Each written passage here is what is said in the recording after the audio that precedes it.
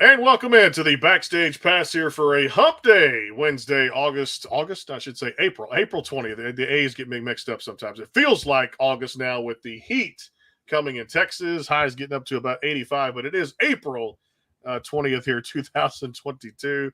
And of course, always great to be back here for another episode on behalf of Kirsty Krause and of course, Nick Canizales, my great co-host out there that make everything possible happen, of course, here on the show, and they try to join me when they get a chance. And of course, right now, Kirsty's busy doing some music stuff, and Nick's got that son to take care of too. But they'll be back on the show coming up next couple of days and into next week. Speaking of that, coming up tomorrow, we just found out today too, an exclusive coming up tomorrow. He's got a new single out. Brett Kissel's going to stop by here tomorrow, and of course, another fine artist, Riley Keegan, on Friday. She's going on tour with Tim McGraw. Alexandra Kay is going to stop by to end the week here as we get ready for another week of shows. Next week, Pete Agnew of the rock band Nazareth, the song Love Hurts. Yeah, that Pete Agnew is going to stop by and chat with us. So all that cool stuff. We're presented by our good friends over at Bangtail Whiskey. If you haven't checked them out, check them out, easyliquor.com. Get that bottle sent directly to your door. We all like to drink it. It's a good time of year to have a stiff one or a cold one, I guess you could say, or mix it with anything you like too. It goes well with any type of drink out there. Our good friend Brandon Bing over there. Also, MitchMacs.com for official Backstage Pass merchandise and Hank Jr. Productions. Appreciate all the work that our sponsors do out there to make the program happen. Well, I tell you what, when this next gentleman crossed my desk, I love talking Texas country. We did that yesterday with Will Carter here on the show, and I said, let's just do it back-to-back days. And Heidi was like, let's make this happen. He's a late bloomer in music, but I tell you what, it's got a lot of cool things happening out there. He's already charted 94 in the top 100 with a great song out there that I want you guys to check out called Be Your Fool. As James Garland joins us here on the Backstage Pass. James, how you doing, man? I'm doing good, brother. How's your day going? It's going pretty good now that I get to do the show and we get to open the floodgates and talk music too. Well, hey, tell me that story because we were talking a little bit off air before we went live. You recently just picked up a guitar and you've been doing this about 4 years, so late bloomer to this thing called music. Tell me how this thing got started, and was this just kind of a hobby turned into full time, or how did this get going? Man, I'll tell you, it's a little bit of a long story, and I'll try to shorten it up. So, growing up in Texas, my family wasn't extremely well off. We got by, what have you. But I'd always had this, I was always drawn to music, and I'd always wanted to play. So, I'd try to play in band or something like that in school where I could. And, whatever, just anything to do with music. Well, as I got older, I always was fascinated by the guitar. And we just didn't have the money to do it, and I turned around. I was 26 years old. I finally had the time and the money, and I was like, you know what? I'm gonna go spend some money and give me a little guitar. So I bought this little $300 Fender laminate top guitar that I thought looked cool and sounded cool. And I think I barely knew how to play a G chord, and I was like, I'm gonna figure this out, And I'd go sit in my room at the end of the day for 4 hours a day, and just play and play and play and play and play. And after about 8 weeks, I realized I couldn't sing covers worth of shit, to save my life. And I just started writing my own music. Mm-hmm. And I wrote My Remedy at 8 weeks off that first record. And I realized that whenever I wrote that song, I'd kind of let go of a lot of stuff that I'd been hanging on to for years. And it just seemed like a good outlet where I was like, all right, well, I write some music. I feel better at the end of it. I enjoy doing it. And it's kind of helping me get over some negative stuff in my life, fast forward 8 months, maybe 6 months, and I'm back in Texas. And I was going to talk to this guy who's actually my lead player now. And I was just wanting some guitar lessons. I was like, man, can you kind of help me how to play, how to do these transitions, how to do these chords, blah, blah, blah. And he was like, yeah, man, come over to the house, no problem. And his name is David Gann, and he goes by Dagan. He's friggin' amazing. And I go sit down. I always boast and say he's the best lead player in Southeast Texas. Like, you're not going to beat him. And, so he's been doing it 30 plus years, and he still to this day blows my mind every time we step on stage. And we'll get more into that in a little bit. But I sat down, and he's kind of just like, well, show me what you know how to do. And I had written a song called My Next Mistake. So I play it for him, and I get done playing, and he's just kind of looking at me, and he's like, you need to start a band. And I was like, no. I said, I don't want to do all that, man. I said, I just want to play guitar. And, I was like, I'm not that good. I don't even want to go down that road. And he goes, no, you need to start a band, man. I'm telling you, you need to start a band. Like, I'll still help you, but like, you need to start a band. And I was like, nah, man, you're crazy. You're crazy. Well, we finished that day. I go to work. I come back the next afternoon. I walk in the house. He's got just musicians all in his living room, right? There's a keyboard player, there's a drummer, there's a bass player. I was like, what the shit is going on here? And he goes, well, this is your band. We're going to rehearse. And I was like, well, I guess we'll play the 8 songs I know how to play. Like, so we rehearsed for, 6 months, maybe 6 months. And I get my first legitimate full band show out in Livingston, Texas at the Whirlwind. And man, we stepped on stage, and from the first 10 minutes, from the band firing up, and then I think we did Folsom Prison right out the gate. Yeah. And as soon as the song ended, everybody going nuts. I was like, oh, I can do this. Let's do this. And the hooks were kind of sunk deep after that, And then we just put the pedal down to the floor, man, and just did whatever we could. David's got a funny saying that I do everything backwards. We had just played our first show, and then I was literally submitting a song to radio that was Tailgate for Two. That was my first top 100. And so, we're not even a year into this. I've got the album done. I've got a charted single, and we're starting to just hit the ground running, and playing these shows and bouncing between acoustic and full band. And, if I do something, I go 100% at it, and I'm either going to hit the wall and live or hit it and die, just that's kind of my philosophy on it, When you think about that first album, and everybody talks about, well, my first one, so it's a collection of works that I'm putting out, and I'm kind of getting a feel for this, and vocals may not be perfect, or I've got this, I'm figuring out who I want to be as an artist, or figuring out my voice, or the type of personality I want to have, things like that. Yeah. When you think back about to that first album, for you, what kind of stands out the most for you on that first album for My Next Mistake?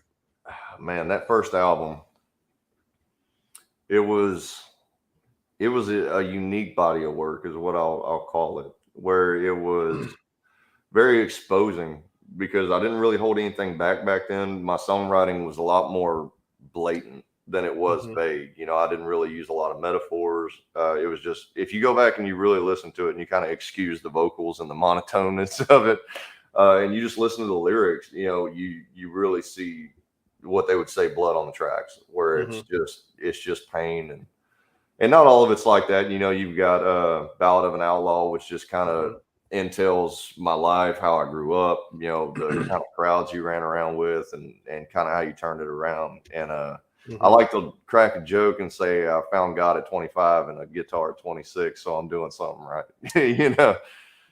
So. I'm with you on that too, because I think we all need that Lord and Savior up there, man. And right. I tell you, it's sometimes we do find things late in life that turn out to be, for me, it was my wife, turned out to be the best thing for us. And then a couple of years later, you have a little girl, and you start going, man, this is what life's about. The gifts of. I got a little girl now. She's 7 months old, and congratulations! Oh man, she tugs at my heartstrings. Yeah, mine does too. Even when you get on them, it tells them you love them. Yeah, you got to be tough on them. But mine just turned 2, so we're in the terrible 2 range of that plus the 3. So now it's going on. She's like football, baseball, probably between 10 to 20 different words she can say, and. Right. The growth is amazing too, and it really puts life into perspective, I guess you could say. It's definitely a fun time, no doubt.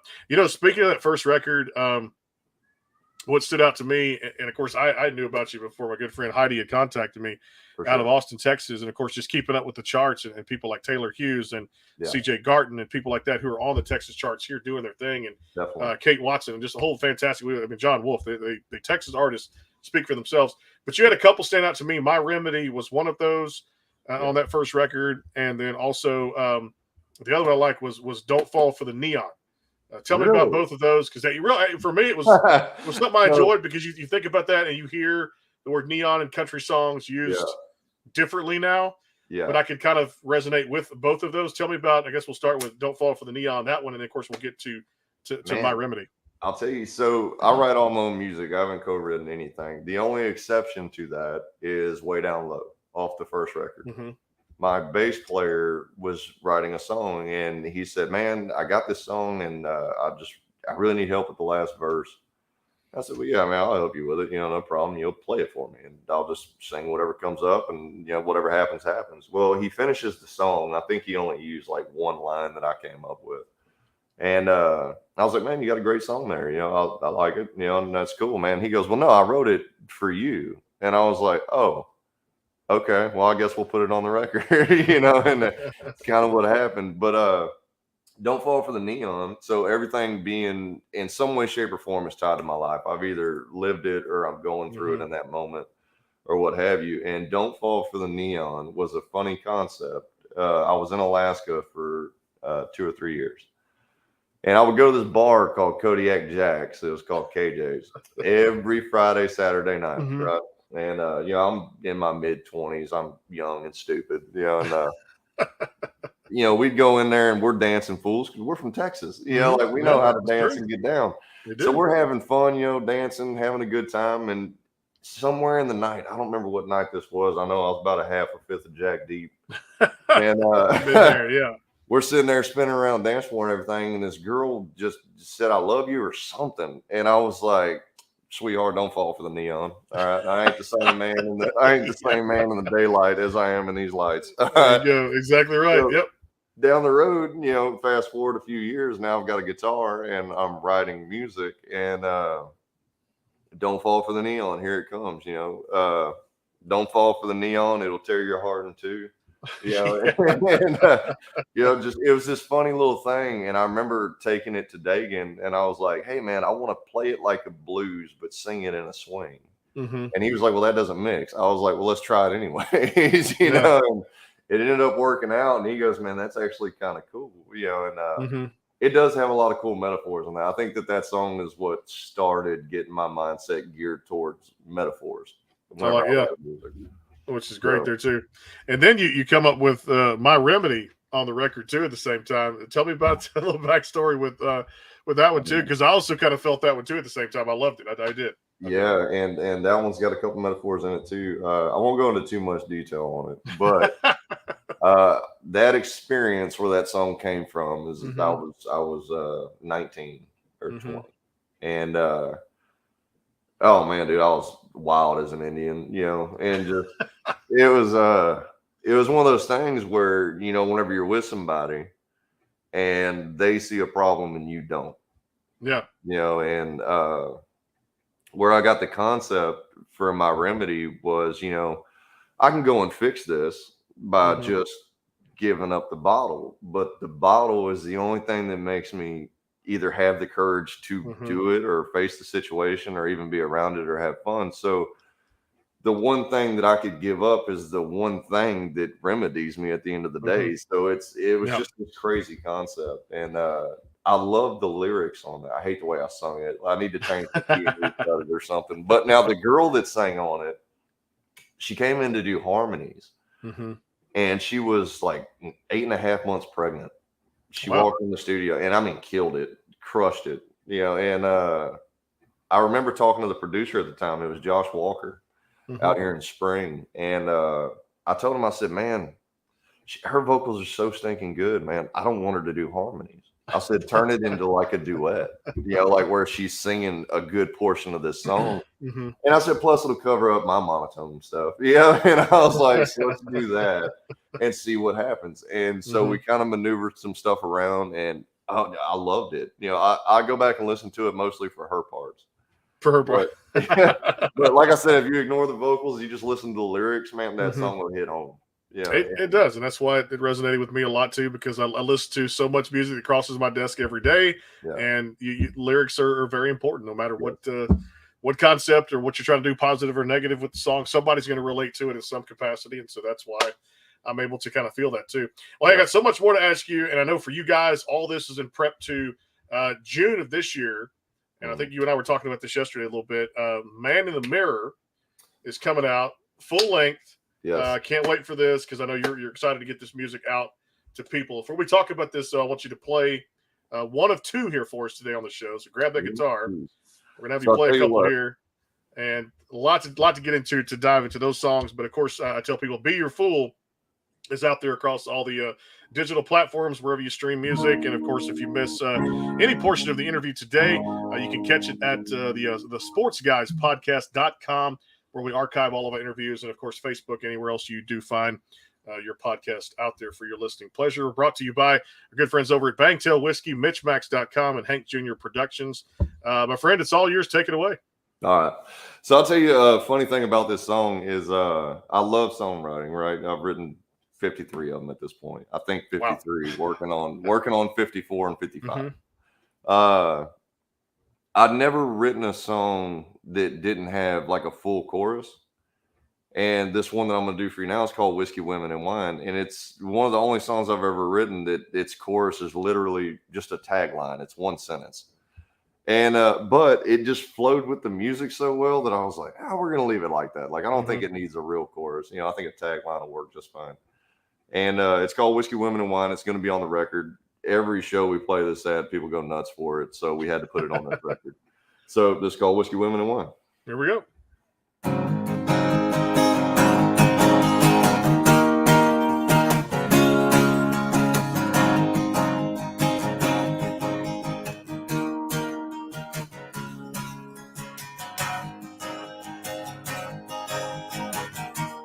Lord, don't judge me tonight.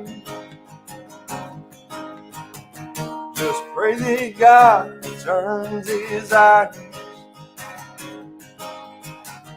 'Cause I've been cooped up way too long.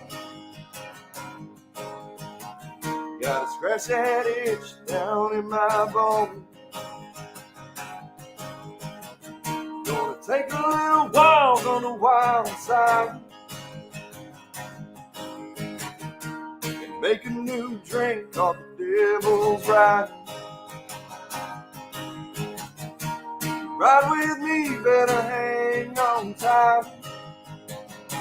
'Cause all I need is whiskey, women, and wine.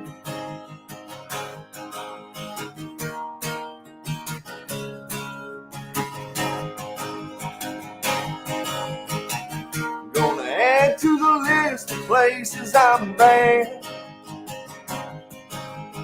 I'll need the whiskey's help on my master plan. Get a cute little thing to shoot me those eyes. Oh, but she don't know that I'm the devil in disguise. They say it's hard to live this life. I make it look easy with whiskey, women, and wine.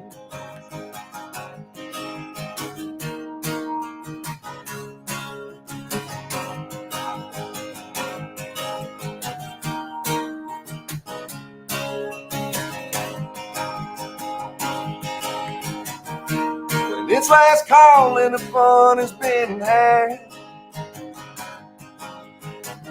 just stuff me in that yellow can.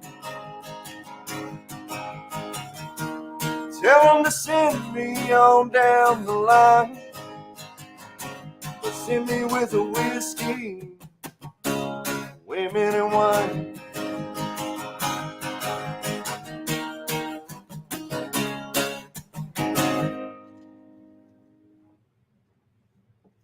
I'm going to say this back here on the show, and I'm thinking about this as you're playing the song, which is a fantastic song, and I cannot wait for this record to come out here in June. You guys are going to have a fantastic job with this, and I am just so happy to get this music out to people. I know you are. Man in the Mirror comes out this June, released full studio album. Cannot wait to talk about this too.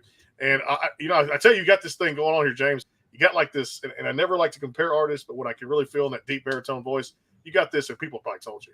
You got this Sawyer Brown thing going on. With yes. Yeah. Dude, I'll tell you what, man. I used to get the big one I used to get is Josh Turner. Josh Turner. Yeah. And then they're like, man, I bet you can sing just like I can sing his music, but it'll be my way. You know, but it's James Garland sound, but there's a Sawyer Brown thing going on in there. So over the last, I want to say year and a half, I've started getting that more often where they're like, oh man, dude, you got like this Sawyer Brown like filthy, you know, like blah, blah, blah. And I'm like, man, you know, that's such a huge compliment for me because I'm a huge Sawyer Brown fan. Okay. For one. For two, Sawyer Brown was the first concert I ever went to. Isn't that crazy? I was like 8 years old, and my mom and them took me to go see the Monster Truck Rally. Mm-hmm. Yeah. And it was a big event because we didn't get to go out and do stuff like this all the time. So after the Monster Truck Rally, they had the stage in the center of the arena, and it was Sawyer Brown. And I fell in love with his music. And I was like, oh, my God. And I used to listen to him all the time. Like, to the point my mom would get mad at me. She'd be like, I'm not turning that CD on again. Like, you know, and I'm like, oh, come on. Some girls do, Mom. Like, some girls do. That's it. And I'll tell you, my favorite one by him lyrically is probably The Walk. Yeah. I love that song. And then my favorite song, period, he does is Thank God for You. That's it. Yeah. He just had so many great hits and impacted 90s country in so many ways. And sometimes I feel like, you know, he's one of those guys when you had your powerhouse groups such as Diamond Rio, Brooks and Dunn, Restless Heart, Shenandoah, who I've talked to, Marty Rabin here on the show many times. And of course, Restless Heart, all those great 90s bands. I mean, Little Texas. But I feel like sometimes that Sawyer Brown gets lost in the shuffle a little bit too. Crazy. You know, you think about it. I was having a conversation with somebody about this the other day, and I was like, I feel like Sawyer Brown was bigger than what people remember. And I started looking up on YouTube, like live concerts, you know, and this guy's playing in front of 20, 30,000 people in all these videos. And I was like, I knew it. I told you he was bigger than what they made him out to be. Like, you know, and then I found out digging into it that he got started on like the Nashville Star Search or something. Yeah, like one of those musical competitions. Yeah, I was too young to even know about that, and so whenever I got to digging into that stuff, I was like, man, that's kind of crazy, you know. But it kind of, I guess, follows suit with kind of how things are today as well. You know, don't fix it, right? And that's what you say with people now. If you watch it, and of course I'm hooked on it too, with The Voice, American Idol, America's Got Talent. What's this new one on NBC? Something song contest or whatever. I haven't watched it, but it's the way things are today, and the kind of the direction we're headed in now. You look back at it too, and you say to yourself, you know, that's where it was back in the 90s, and kind of where it is today is a little bit different. But I love those platforms because they do give a chance for an artist to get themselves out there who may not otherwise have. Great. I mean, look at Sundance. You know, same concept, same path too as well. Exactly. We'll take a quick time out here, come back, another performance from James Garland, jamesgarlandmusic.com. And, of course, the latest single out there, Be Your Fool, came out last October, so make sure you go check that out. And I tell people, hey, go check out the album, too, as well, because there's always something for everyone on there. My Next Mistake came out in 2018. Be sure and go check out. We talked about some of the songs already with Ballad of an Outlaw, Don't Fall for the Neon, and, of course, My Remedy and Tailgate for Two, which was his first top 100 there, too. So be sure and check out all the music, get those stream numbers up for our artists out there on Spotify and SoundCloud and everything up there, because we all love spins out there, no matter what we do from an entertainment standpoint, too. Time out for Bangtail Whiskey, our good friends at MitchMacs. We'll come right back. We'll talk more about the new album coming out this summer, Man in the Mirror, and check him out at jamesgarlandmusic.com. Don't forget tomorrow, Brett Kissel on the show to talk about his new single, with a great group called 98 Degrees. They've been around for a long time, a great pop band. And then, of course, one of our favorites here on the show, he's going to stop by. Raleigh Keegan comes on tomorrow at 4 o'clock here on the Backstage Pass. More with James and our good friends at Bangtail Whiskey and MitchMacs. We're coming right back here on the Backstage Pass. Hang tight. The Bangtail pour is comprised of a sweet corn mash base. The front has a subtle sweetness and not too sharp. It has notes of a medium char or white oak for a smoky flavor in the middle, and the tail has a super smooth and warm finish.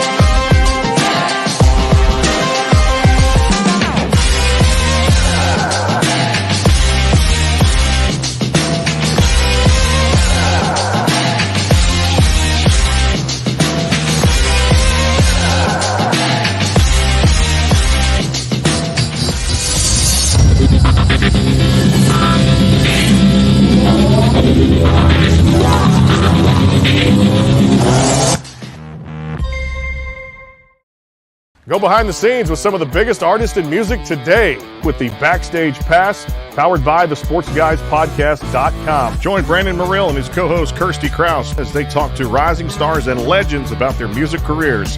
Listen to their latest tracks and learn fun facts about the men and women behind the music you love. And be sure to tune into the Backstage Pass Monday through Friday from 3:30 to 6:30, powered by thesportsguyspodcast.com. And welcome into the Backstage Pass. That's what we do 5 days a week. Bring it to you. Sports and music, two of the best things in entertainment out there. You can always check it out at the sportsguyspodcast.com, presented by Bangtail Whiskey, Hank Jr. Productions, and our good friends over at MitchMacs.com. Tomorrow, Brett Kissel on the show, and our good friend Raleigh Keegan's going to stop by Friday. She's going on tour with Tim McGraw this summer, one of the show favorites, Alexandra Kay. And then next week, our good friend Pete Agnew of the rock band Nazareth, coming by here on the Backstage Pass. A lot of great stories I'm sure Pete has, from tours to music, to talk about their new album, Surviving the Law, which is out there across all the digital platforms. Back here with James Garland, talking about a lot of music stuff and a lot of cool things from Texas country to all kind of cool things, man. His baritone voice, to how he just got started as a late bloomer in this thing, but is very good at it. And, of course, has come in contact with some great people out there. And let's talk about this because June's coming up here around the corner. Yeah. We're in April. Man in the Mirror's coming out. You guys are putting a lot of work into this, too, at the same time. And you come in contact with a great producer in Chad Malden to make this happen for you guys. Spill the beans, I guess, to what you can, because it's going to be a great record, right?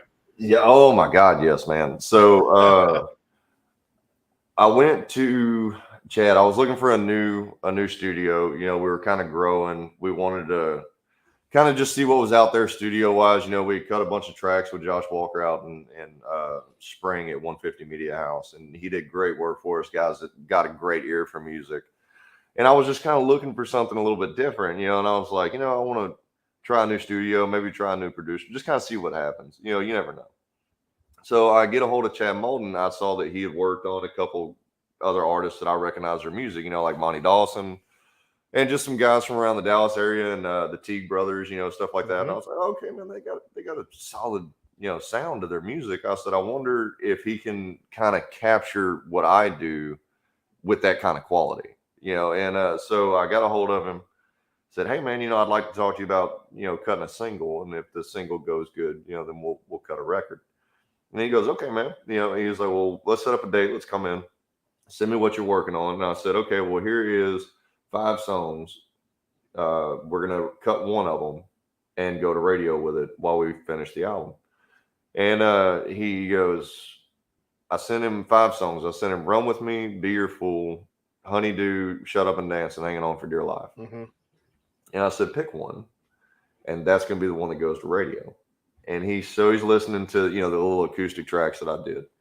And he goes, God, dude, he goes, it's really hard to pick one. You know, he said every single one of them is a hit, you know, and he goes, but Run With Me. You know, he was like, it really stands out. It's under 3 minutes. It's short. It's punchy. It's upbeat. Lyrically, it's probably one of the more simplistic songs I've ever written. And, you know, he was just like, it's perfect for radio. And he said, and I hear all these cool things that I want to do with it. And he was like, you know, with your permission, of course. You know, and I was like, for sure, man. Mm-hmm. So he grabs a guitar, he picks it up, he kind of plays, you know, a little pattern, and was like, what if we move this progression here, move this progression here, like try that, see what it sounds like. And I was like, all right. So I pick it up and I said, God, it sounds better than the way I wrote it, you know? And I said, man, let's do it. So we go in the studio, we lay the drums down with Dustin Edwards. That's the drummer. And me and Dagan are in there. We got Tony in there on bass, and, you know, we're just kind of going around the room and just getting the, you know, the rough track done, and, you know, the rough vocals, the rough mix, and we get the drums done. Well, we start kind of working through everything, and everybody is so ecstatic about this song, you know, and Chad's like, oh my God, dude, this song's going to be a friggin' hit, you know, and by the time we got done with it, we were so in love with it.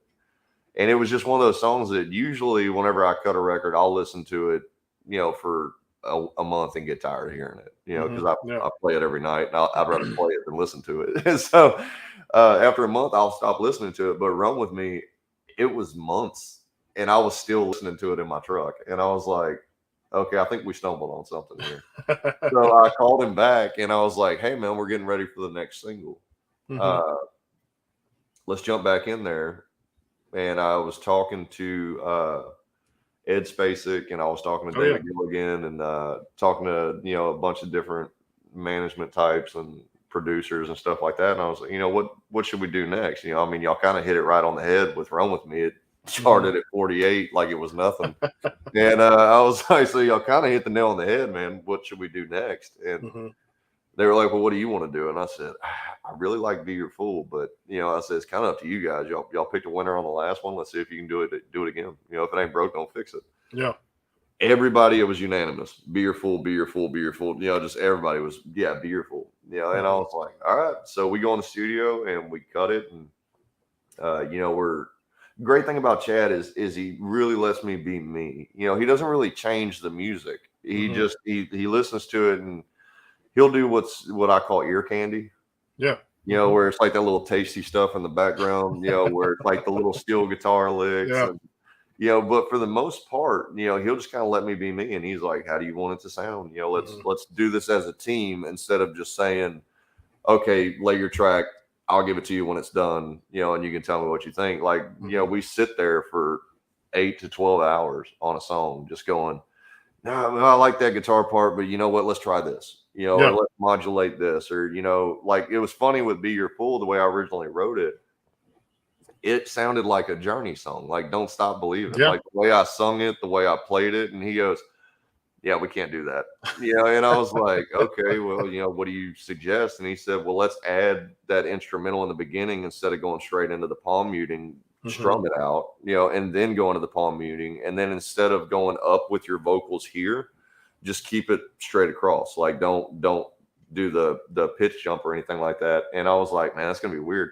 So the vocals took me like an hour and a half to cut, like almost 2 hours, because I'm in there changing on the spot how I've sung this song for 2 years. And so I'm in there going, okay, play it again, and then going through okay, shit, missed it.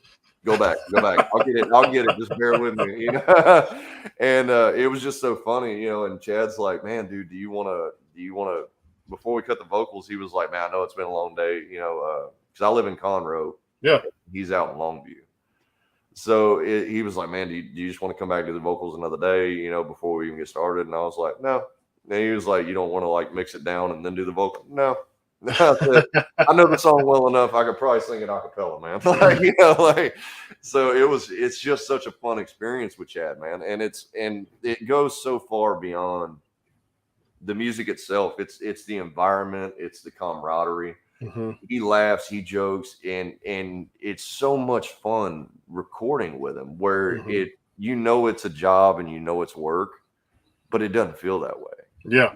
And you're just having fun, bouncing ideas off of each other and really stoking that creative fire where we start getting songs like Run With Me and like Be Your Fool, where it's this sound that gets related to the 90s, which is fantastic. Because that's really what I love 90s country, and I grew up in that era of, George Strait and Garth Brooks and Randy Travis and things. And I know Randy's a little bit older than 90s, but I grew up in that era. So that's kind of what sticks for me, and the Sawyer Brown sound, all this stuff. And it just kind of clicked, and Chad friggin' zeroed in on it. And he was like, no, we're not going to change your style. We're just going to amplify it, and use the studio like a tool instead of just saying, oh, this is what radio wants, we're going to do it this way. It's, he just says, no, man, I'm not going to, tamper with your style. I'm just going to bring what you do and put it to the front, Yeah. And he does it in such an amazing way. And I like to think of it too, as well as, like you said, kind of going back to school, taking a college course in something, getting a certification and bringing out the best of James Garland that James Garland has to offer without changing a bunch of other little things there too. So yeah, exactly. Speaking of Be Your Fool, we got a lot to talk about there too, because I know we were texting back and forth about this today, because this one really, again, grabbed me and just whoosh like that, because it was one of those pulls you in type things. But before we get into that, because it did break the top 100 on the Texas Regional Radio Chart, if I'm correct on that, 94 is still sitting there for you guys. The last 4 weeks, I believe, too. You said 3 or 4 weeks. So we put it out about 4 weeks ago. It just debuted this week. We had the TR3 awards and everything, so the charts freeze for a week, and then you got to bounce back from that. But we didn't really miss a step. We debuted fairly quickly. I know you guys have to be just extravagant over that, and just very, very much excited to see where it rides it to, because that's something I feel like can get into the 70s and 60s, and hell, keep climbing to number one if it does here in Texas. Because again, people like it here in Texas, and like anywhere else around the country, they're going to call in, play at the radio station, radio station, and I'm all for that going as far as it needs to go there too. But let's have you play another one here. We'll come back, do that, plus rapid fire, get into a little sports talk, because I know being from Texas, I got to find out your baseball team, football team, all that kind of stuff. The draft is next week for NFL. I don't know if you're like me. I used to be a Texan fan, not anymore. I kind of left that saddle about 3-4 years ago. But people that know me know I'm an Arizona Cardinal fan now too. Wonder why? Yeah, one of the best receivers in football is over there now too. But I want to find out all that good stuff about James Garland, how much sports you watch, because I do tie in sports here and music too. At the same time, again, Be Your Fools, the current single, and then JamesGarlandMusic.com is the current website to go check everything out. And of course, you can stream music and find everything on Spotify out there, wherever you guys do stream your music. So is it going to be Your Fool? No. Okay. You gotta go stream that one. Yeah. So what I like to do is I like to give sneak peeks to the record. Yeah. All right. So Okay. all All the right. stuff that you can only hear at shows and stuff until it actually comes out. So I'll give you a choice of. I'm gonna give you 3 options and you can pick one. All right. Okay. You got a love song. You got Go to Hell song. And then you got a I guess we can call it Determined song. Man, I tell you what, let's see in the margin we got, because we got some good people tuning in. Thomas, Sarah, Sutton, Jerry. Hey, y'all pick. Let's see. Go to Hell song, Determined song, love song. Give me something there if you guys want to chime in there too as well. I know what my pick would be. Okay. And it was actually would be that mine would be the Go to Hell song, because I think it's something country does sometimes, kind of like, what was I watching tonight? Something on one of the music competitions. Okay, Sarah says, Sutton says Go to Hell song. So you know what? Instead of me giving an example, I'm just going to turn it over to James. And Thomas said, give me that Go to Hell. So appreciate you guys tuning in. So we'll go with that one, brother. It's all yours. So this one's called Mr. Never Do Nothing Right. And it's probably one of the most recent ones that I've written. I was on my way to do a show in Hockley. I got into an argument before I left the house. And I was sitting at the bar with Dagan. It was just a little acoustic show. And it was this little place called Sawgood out in Hockley. And I was sitting at the bar stool, drinking a beer with Dagan. And I said, man, dude, I just swear I'm just Mr. Never Do Nothing Right. And he was like, you ought to write a song about that. I said, you damn sure right. So about a week later, I sat down and wrote this song. So the vocals may still be a little rough. I'm still working on it. But everybody loves this song whenever I play it at shows. So this is called Mr. Never Do Nothing Right. Here we go.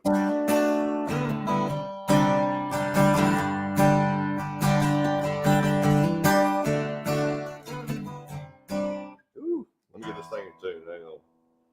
So funny little insight about me, real quick while I'm doing this. I actually tune my guitar down a full step. I don't tune it down a half step. I do a full step for any kind of little covers we do or anything like that, because obviously my voice is a lot deeper. Downside of that is whenever I put a capo on it, I have to retune it.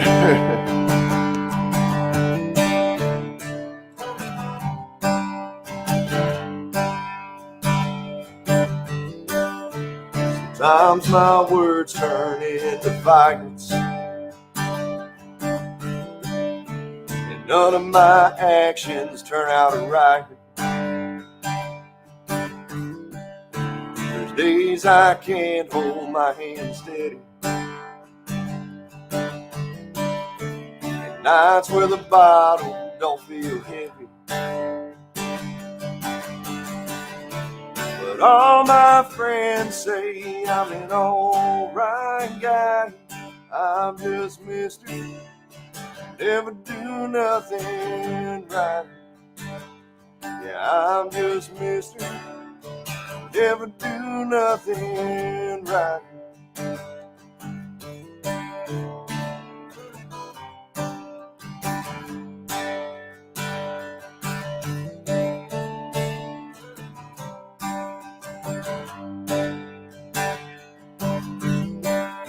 I wish I could say I walk the line, make Johnny and June proud of my life. but most days it's a losing fight. And in my tunnel there is no light. And all my friends say I'm an alright guy. I'm just Mr. Never do nothing right. Yeah, I'm just Mr. Never do nothing right.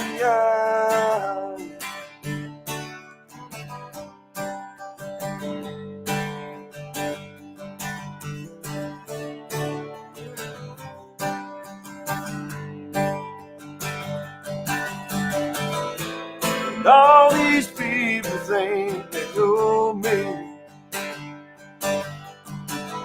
And all the things I let them see. But they don't know what got me from here to there. For all the crosses that I bear.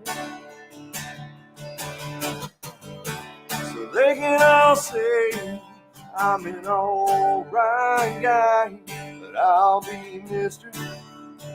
Never do nothing right. Yeah, I'll stay Mr. Never do nothing right.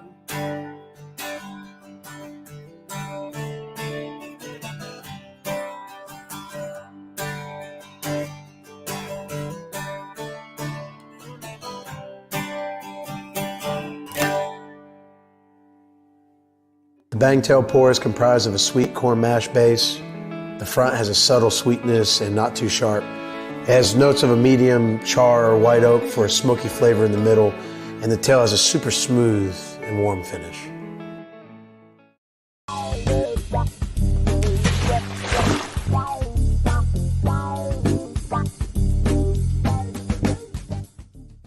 Go behind the scenes with some of the biggest artists in music today with the Backstage Pass, powered by the SportsGuysPodcast.com. Join Brandon Morrill and his co-host Kirsty Krause as they talk to rising stars and legends about their music careers. Listen to their latest tracks and learn fun facts about the men and women behind the music you love. And be sure to tune into the Backstage Pass Monday through Friday from 3:30 to 6:30, powered by the SportsGuysPodcast.com. And welcome into the Backstage Pass.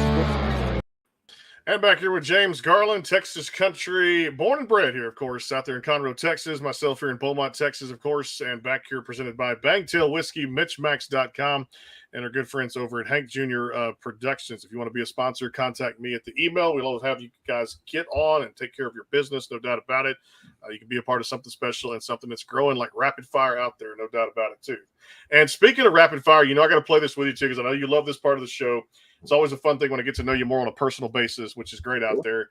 Again, we're getting ready for Man in the Mirror coming up this summer in June, a whole collection of your works and life story and great songs are going to be put out there for everybody. So looking forward to that, my friend. No doubt about it, too. And congratulations just on all the hard work in the last 3-4 years you guys have put into this and continued to go forth and follow your dream and not even look back and just enjoy this ride, because you're very good at music and very talented, my friend. So keep it going, no doubt about it, too. All right, so sports-wise, I got to bring this into the conversation a little bit because everybody knows I'm a Stros fan, and definitely season started off 6-5 so far, and we'll try to get to a game coming up this weekend on Sunday. But Sure. Cowboy fan, too. Where do you fit in the football picture and the baseball picture here in Texas? So I'm a little torn whenever it comes to sports. So growing up, my folks didn't really watch a lot of sports. One person that did was my Aunt Dale. Okay. She lived in Massachusetts for a very long time. So she was a Red Sox and a Patriots fan. Okay. So the only person in my family that watched sports was her. So whenever I watched sports, that's who we watched. And so growing up, I got so much flack. Mm-hmm. Because the only team I knew anything about was Boston Red Sox and the Patriots. Well, now fast forward, and I'm a grown man, and we watch sports from time to time and stuff like that. And I don't go crazy into it or anything, but I still watch the Pats play, you know, and I got so much crap because whenever they were winning, you know, like, and you're a bandwagon fan, like, no, I've been watching them for a very long time, like, you know, and but I do like watching the Texans play. I finally got to go see my very first live football game, like to go watch in person last year, 2 years ago. Huh, it was Broncos against the Texans. I don't know.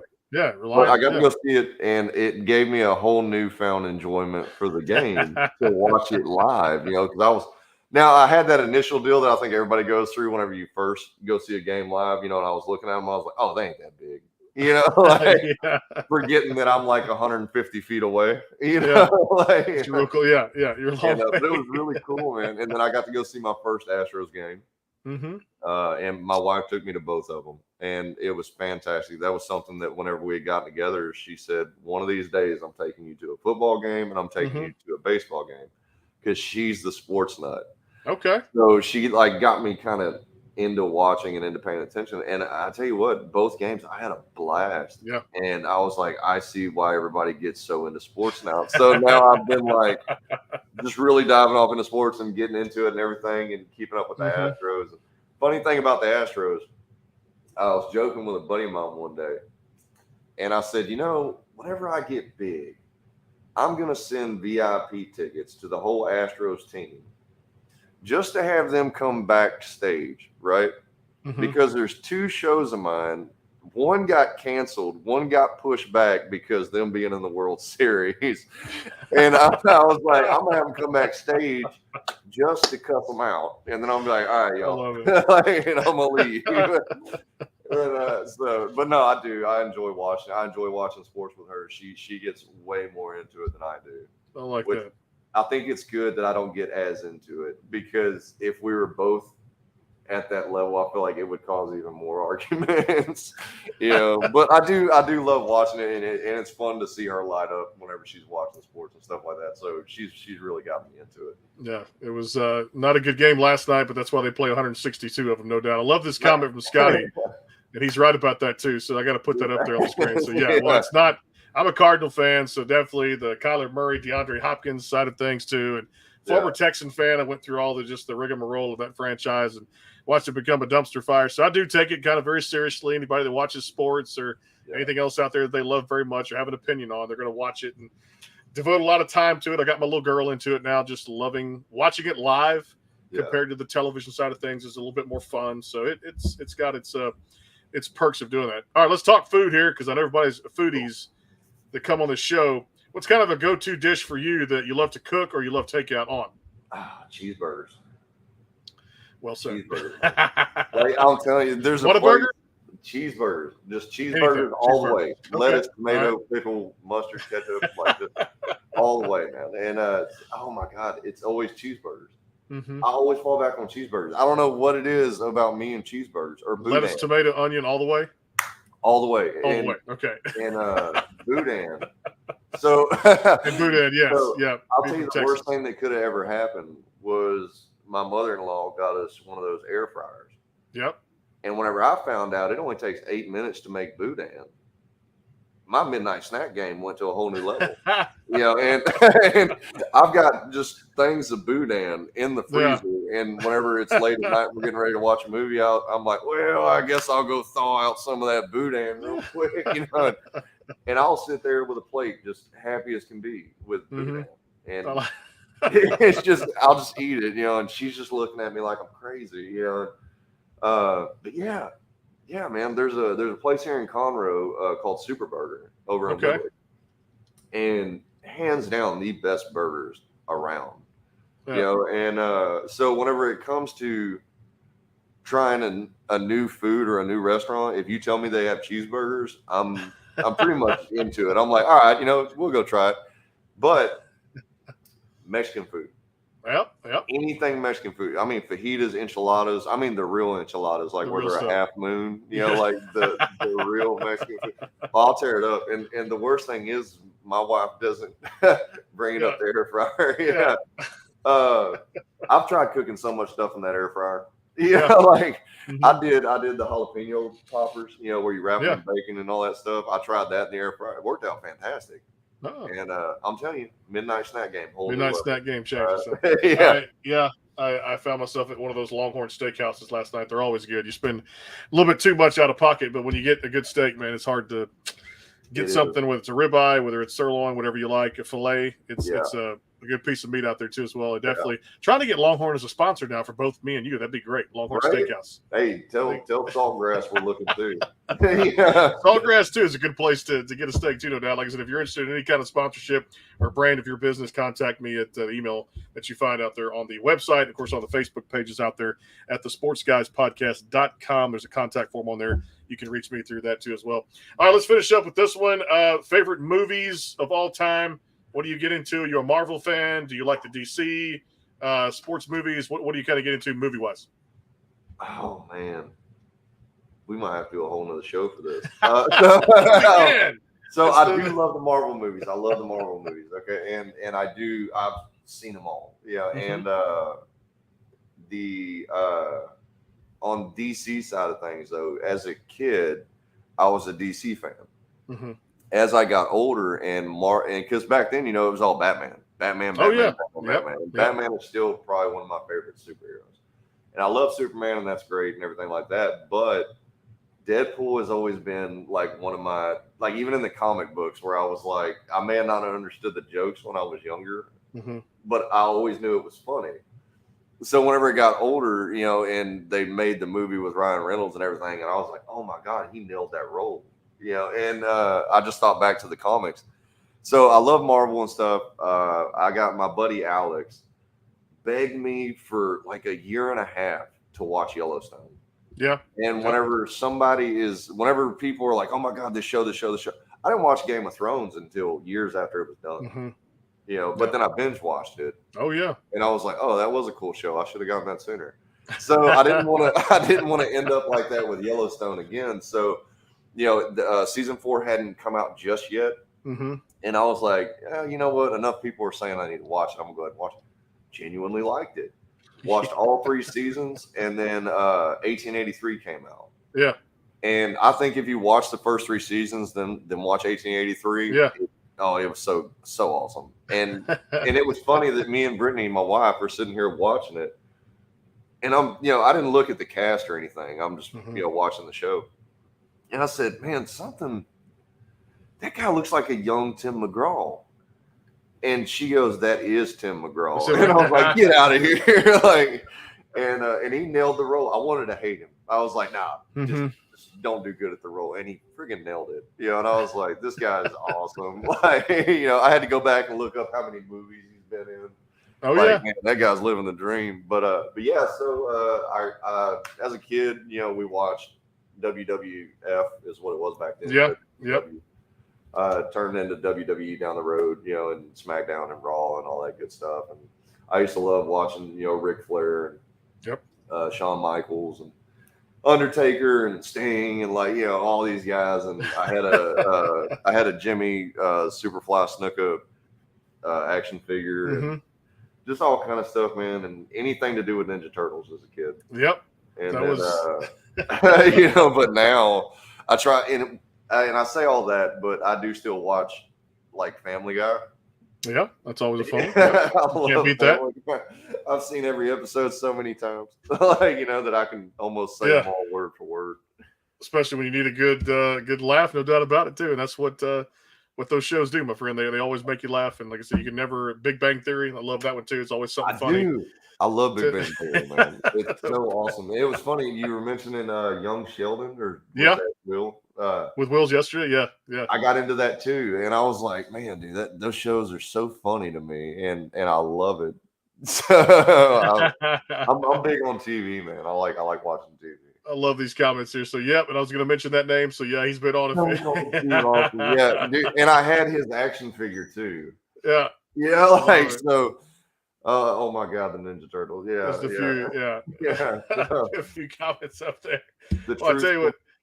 It's just fun. It's fun mentioning those shows, man, because those are, like you said, classics that'll live on forever. And of course, if you remember, what was it, TGIF version on Friday nights, we'd always sit down for Family Matters. Yeah. And Full House. Yeah.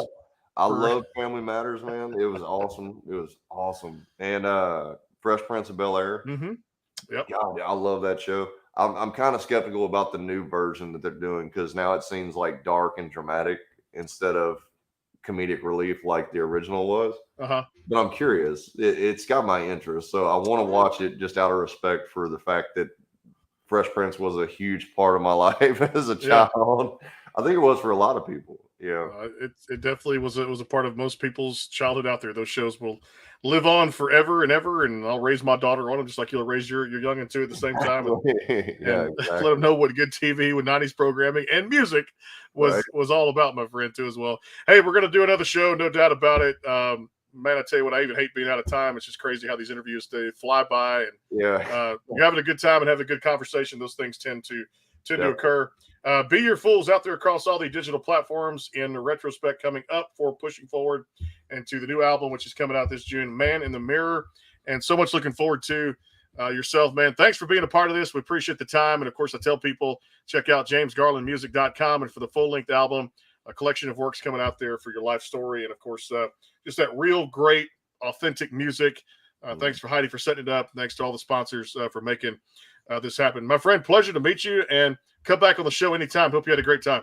Yes, sir. I had a blast, man. Have me back at any time. You ain't even got to hold me hostage. I'll just come willingly. We'll definitely do that. JamesGarlandMusic.com. And, of course, Be Your Fool is out there across all these streaming platforms. Tomorrow, Brett Kissel is going to join us for a new single called Ain't the Same. He's working with 98 Degrees, who's crossing over into country music for the first time to get that out, coming out this Friday. Alexandra Kay on Friday. And, of course, tomorrow at 4 o'clock, our good friend Raleigh Keegan is going to stop by for a new album he's putting out this summer, too, as well. Pete Agnew of the rock band Nazareth next week. We just keep putting them out probably faster than you can download the videos out there, too, as well. Thanks to Bangtail Whiskey, MitchMacs.com, and our good friends over at Hank Jr. Productions. We'll talk to you guys tomorrow, 3:30 here on the show with Brett Kissel here on the Backstage Pass, followed by Raleigh Keegan. Until then, we'll talk to you guys then. Have a great night. Thanks to all the sponsors. We'll see you soon. Take care.